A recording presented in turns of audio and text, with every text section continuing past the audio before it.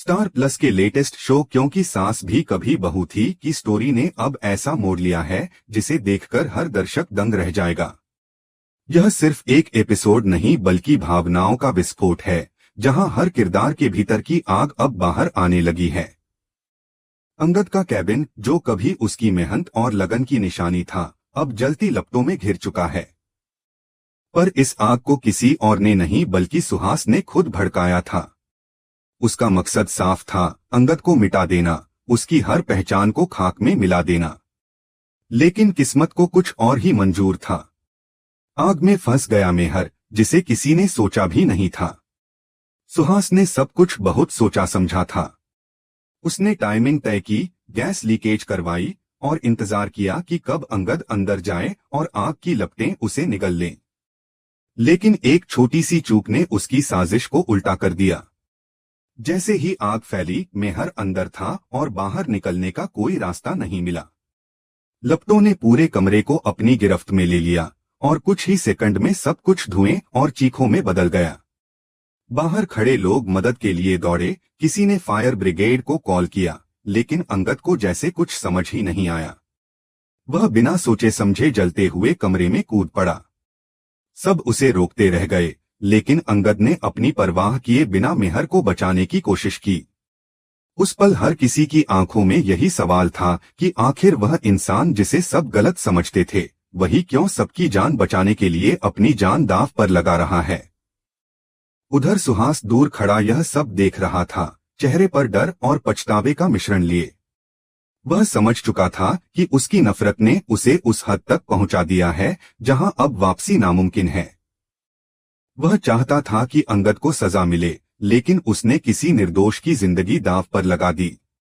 इस हादसे ने न सिर्फ सबको हिला दिया बल्कि कहानी की दिशा ही बदल दी। दूसरी तरफ गांव और मोहल्ले में भी हंगामा मचा हुआ था। लोगों के बीच वृंदा की चर्चा हो रही थी। वही वृंदा जो कुछ दिन पहले सबकी नजरों में दोषी ठहराई गई थी, अब अपनी सच्चाई लेकर सबके सामने खड़ी थी। उसकी आंखों में आंसू थे, लेकिन अब डर नहीं था। वह सबके सामने रोते हुए कहती है कि वह तो बस अपने जन्मदिन का जश्न मनाने के लिए बाहर गई थी, लेकिन सुभाष ने उसे होटल के कमरे में ले जाकर जबरदस्ती करने की कोशिश की। यह सुनकर सबके पैरों तले जमीन खिसक जाती है। जिन लोगों ने अंगद पर इल्जाम लगाए थे, अब वही लोग शर्म से सर झुका लेते हैं। वृंदा आगे बताती है कि अगर उस वक्त अंगद वहां नहीं पहुंचता तो उसकी जिंदगी बर्बाद हो जाती। उसका स्वर कांपता है, लेकिन शब्दों में सच्चाई गूंजती है। वह कहती है कि उसने डर के कारण कुछ नहीं कहा, क्योंकि सुभाष उसका मंगेतर था। अगर वह सच बोलती तो समाज उसे ही दोषी ठहराता। यह सुनकर वहां मौजूद हर व्यक्ति के चेहरे पर सन्नाटा छा जाता है। उसकी मां फूट फूट कर रो पड़ती है और कहती है कि उसने अपनी बेटी पर शक किया, जबकि गुनहगार कोई और था। गांव के लोग जो पहले सुभाष का पक्ष ले रहे थे, अब वृंदा के साथ खड़े हो जाते हैं। वे कहते हैं कि अगर अंगद ने उस दिन हिम्मत नहीं दिखाई होती तो आज वृंदा की इज्जत मिट्टी में मिल जाती। वृंदा का भाई गुस्से में आकर सुभाष को पकड़ लेता है और उसकी जमकर पिटाई करता है। सुभाष के चेहरे से नकली सच्चाई का नकाब उतर जाता है। सबके सामने उसका असली चेहरा उजागर हो जाता है। वह गुस्से में चिल्लाता है कि वह शादी तोड़ देगा और पूरे गांव में उनकी बेइज्जती कराएगा। लेकिन इस बार किसी को फर्क नहीं पड़ता। सब जानते हैं कि जो झूठ पर रिश्ते बनाता है, वह खुद झूठ में ही जलकर खाक हो जाता है। इधर अंगद अस्पताल में मेहर के साथ है। मेहर की हालत नाजुक है। डॉक्टर कहते हैं कि अगर कुछ मिनट और देर हो जाती तो उसकी जान नहीं बचती। अंगद वहीं बैठा है, जलते हुए हाथों पर पट्टियां बंधी हैं, पर आंखों में दर्द से ज्यादा चिंता है। वह खुद को दोष देता है कि अगर उसने पहले खतरे का अंदेशा लगाया होता तो यह हादसा नहीं होता। तभी वृंदा वहां आती है। उसकी आंखों में कृतज्ञता है। वह कहती है कि अगर आज वह जिंदा है तो सिर्फ अंगद की वजह से। सब उसे गलत समझते रहे, लेकिन वही सच्चा निकला। वहीं पुलिस को भी अब सच्चाई का पता चल चुका है। जांच में सामने आता है कि आग लगने के पीछे सुहास का हाथ था। यह सुनकर पूरा परिवार हक्का बक्का रह जाता है। सुभाष और सुहास दोनों को हिरासत में लिया जाता है। सुहास कहता है कि वह बस डराना चाहता था, किसी की जान नहीं लेनी थी, लेकिन अब उसे एहसास है कि नफरत कभी किसी का भला नहीं करती। अस्पताल के बाहर मीडिया का जमावड़ा लग जाता है। हर कोई जानना चाहता है कि अंगद और वृंदा के बीच क्या रिश्ता है। कुछ लोग फिर भी सवाल उठाते हैं, पर वृंदा इस बार चुप नहीं रहती। वह मीडिया के सामने कहती है कि अंगद ने सिर्फ उसकी इज्जत बचाई, कोई गलती नहीं की। उसने जो किया वह एक सच्चे इंसान का काम था। उसकी बातें सुनकर सबके चेहरे बदल जाते हैं। धीरे धीरे अंगद की सच्चाई सबके सामने आने लगती है। लोग जो उसे अपराधी समझते थे, अब उसे हीरो कहने लगते हैं। मेहर की तबीयत भी सुधरने लगती है और वह अंगद का हाथ पकड़कर कहता है कि आज अगर वह जिंदा है तो सिर्फ उसकी वजह से। उस पल अंगद की आंखों से आंसू बह निकलते हैं। वह समझ जाता है कि किसी के भरोसे की रक्षा करना ही इंसानियत का सबसे बड़ा धर्म है। उधर वृंदा की मां पूरे गांव को बुलाकर कहती है कि आज से वह अंगद को अपना बेटा मानती है। वह कहती है कि अगर दुनिया में कुछ अच्छे लोग बचे हैं तो उनमें से एक अंगद भी है। यह सुनकर गांव वाले तालियां बजाते हैं और सुभाष का नाम हमेशा के लिए मिटा देते हैं। लेकिन कहानी यहीं खत्म नहीं होती। इस हादसे ने कई रिश्तों की परतें खोल दी हैं। हर किसी के मन में कहीं न कहीं अपराध बोध और पछतावा है। सुहास जेल में बैठा सोचता है कि उसने बदले के चक्कर में अपनी इंसानियत खो दी। वहीं वृंदा और अंगद की कहानी अब एक नए मुकाम की ओर बढ़ रही है, जहां भरोसा, सच्चाई और इंसानियत सबसे बड़ी ताकत बनकर उभरने वाले हैं। गांव और मोहल्ले के लोग अब पूरी तरह बदल चुके थे। जिन लोगों ने कभी वृंदा को गलत कहा था, वही आज उसके साथ खड़े थे। सबका कहना था कि किसी लड़की की इज्जत से बढ़कर इस दुनिया में कुछ भी नहीं होता।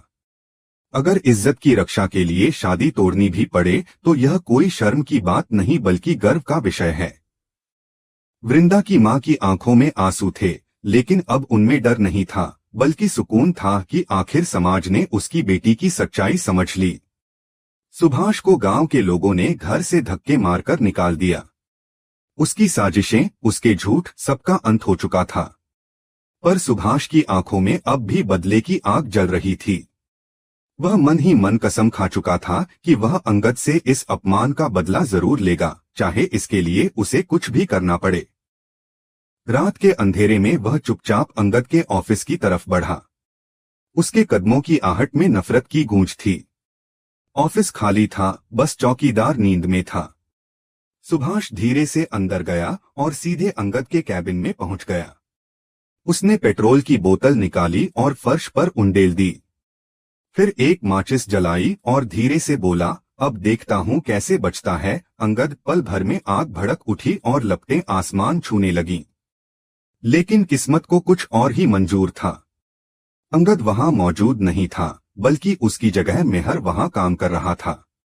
जब तक मेहर को कुछ समझ आता, तब तक चारों तरफ आग फैल चुकी थी। धुआं कमरे में भर गया, सांस लेना मुश्किल हो गया। उसी वक्त बाहर से नैना की एंट्री होती है। उसे किसी ने बताया कि ऑफिस में आग लगी है। वह बिना कुछ सोचे समझे अंदर दौड़ जाती है। वहां चारों ओर लपटें और चीखों का माहौल है। वह मेहर को देखती है जो पिलर के पास गिरा पड़ा है, उसका पैर भारी बीम के नीचे दबा है। वह पूरी ताकत लगाकर उसे उठाने की कोशिश करती है, लेकिन लपटें बढ़ती जा रही हैं। मेहर उसे चिल्लाकर कहता है कि बाहर निकल जाओ, लेकिन नैना पीछे नहीं हटती। वह बार बार उस बीम को हटाने की कोशिश करती है। उसकी आंखों में आंसू हैं, चेहरे पर राख और पसीना है, पर वह हार नहीं मानती। मेहर दर्द से तड़प रहा है, लेकिन उसकी निगाहें सिर्फ नैना पर टिकी हैं। वह कहता है, नैना, अगर मैं बचा नहीं तो कम से कम तुम बाहर चली जाओ। नैना रोते हुए कहती है, मैं तुम्हें ऐसे छोड़कर नहीं जा सकती। उसी समय छत का एक हिस्सा टूटकर गिरता है और मेहर अपनी बची खुची ताकत से नैना को धक्का देकर अलग करता है। उसका खुद का पैर और बुरी तरह दब जाता है। नैना चीखती है, लेकिन किसी तरह वह मदद के लिए पुकारती है। बाहर के लोग आते हैं और दोनों को मुश्किल से बाहर निकाला जाता है। मेहर की हालत गंभीर है, उसका चेहरा और शरीर झुलस चुका है। अस्पताल में जब सबको खबर मिलती है तो हेमंत और तुलसी के होश उड़ जाते हैं। दोनों वहीं पहुंचते हैं और डॉक्टर से मेहर की हालत के बारे में पूछते हैं। डॉक्टर बताते हैं कि चोटें गहरी हैं, लेकिन अब भी उम्मीद बाकी है।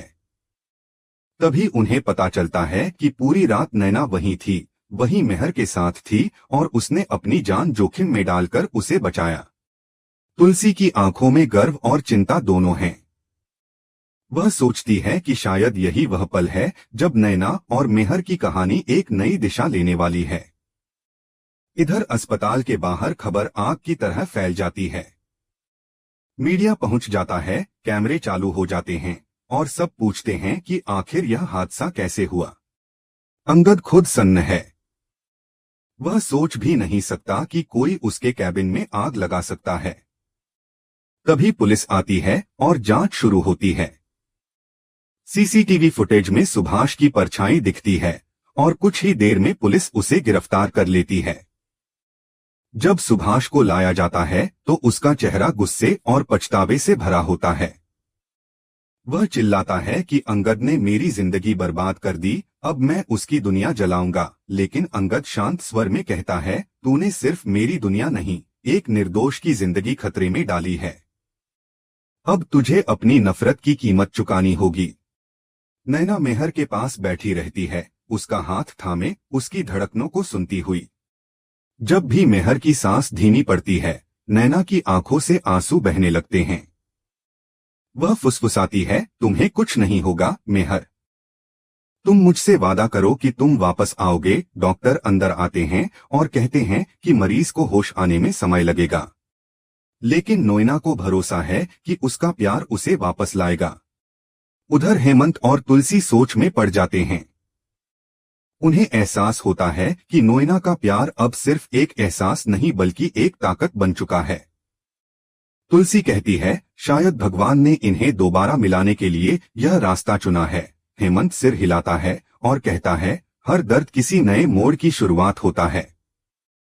अस्पताल के गलियारे में सन्नाटा है, बस मॉनिटर की बीप की आवाज सुनाई दे रही है।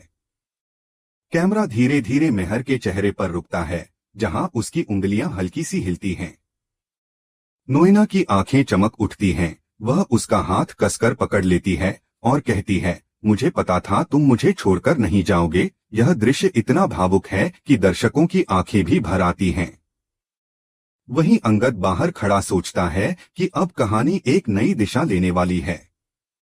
वह जानता है कि इस हादसे के बाद कुछ भी पहले जैसा नहीं रहेगा। सुभाष जेल जा चुका है, लेकिन उसकी साजिश ने सबको बदलकर रख दिया है। अब सवाल यह है कि क्या यह हादसा एक नए अध्याय की शुरुआत है या किसी पुराने दर्द का अंत।